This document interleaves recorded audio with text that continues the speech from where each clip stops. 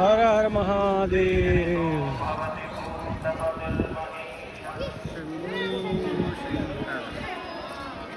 మొత్తం మీద ఉజ్జయిని మహాకాళేశ్వరుడి దివ్య దర్శనానికి చేరుకున్నాం. ఆయన దగ్గరికి వెళ్తున్నాం.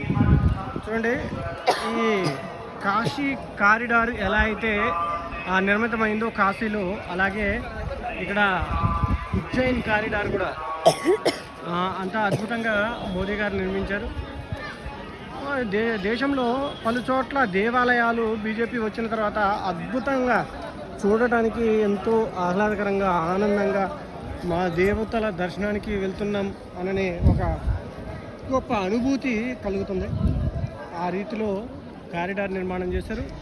ఉజ్జయిని మహాకాళేశ్వరుడి దివ్య మందిర నిర్మాణాన్ని, మందిరం చుట్టూ ఉన్న అద్భుత నిర్మాణాన్ని చేపట్టి నిజంగా మోదీ గారు ధన్యులయ్యారని చెప్పి చెప్పుకోవచ్చు. విధంగా చూసారు కదా, ఇంకా ఉన్నాయి, చూపిస్తా. ఇప్పుడు గుళ్ళోకి వెళ్ళిన తర్వాత మనం చూద్దాం. ఉజ్జయిని మహాకాళుని దర్శనం కోసం ఇగో ఈ విధంగా లైన్లో పోవాల్సి ఉంటుంది. ఇదివరకు బీజేపీ ప్రభుత్వం రాకముందు ఇంత అద్భుతమైన నిర్మాణాలు లేకపోయాయి.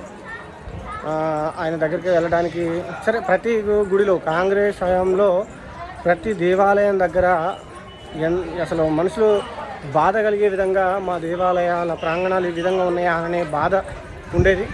ఎప్పుడైతే బీజేపీ ప్రభుత్వం అధికారంలోకి వచ్చిందో కేంద్రంలో, అప్పటి నుండి ప్రతి చోట అద్భుతమైన ఎంతో చరిత్రను సంతరించుకున్న దేవాలయాలు, జ్యోతిర్లింగాలు, శక్తిపీఠాలు, ఇలా ఈ దేవాలయాలు గొప్ప చరిత్ర ఉన్నది అన్న దేవాలయాలు అన్నీ ఈరోజు కలకలలాడుతూ వెలసిల్లుతున్నాయి అంటే మాత్రం మోదీ గారి యొక్క చలవే అని చెప్పాలి. ఇలాంటి నాయకుడు వచ్చి మన దేశంలో ఉన్న దేవాలయాలకి విముక్తి కలిగించిందని చెప్పవచ్చు. చూసారుగా, కాశీలో ఎలా అయితే కారిడార్ నిర్మాణం అయిందో అదేవిధంగా ఇక్కడ కూడా చూడండి, ఇక భోలేనాథుని విగ్రహాలతో ఈ విధంగా నిర్మాణం జరిపారు. చాలా అద్భుతంగా ఉంది, చూడముచ్చటగా ఉన్నదన్నమాట. మోదీ గారు ఆయనకి రుణపడి ఉండి ఉంటాడు పోయిన జన్మలో. అందుకనే ఈ జన్మలో ఇలా దేవాలయాలను అద్భుతంగా తీర్చిదిద్దుతున్న పరిస్థితి. జై మహాకాల్.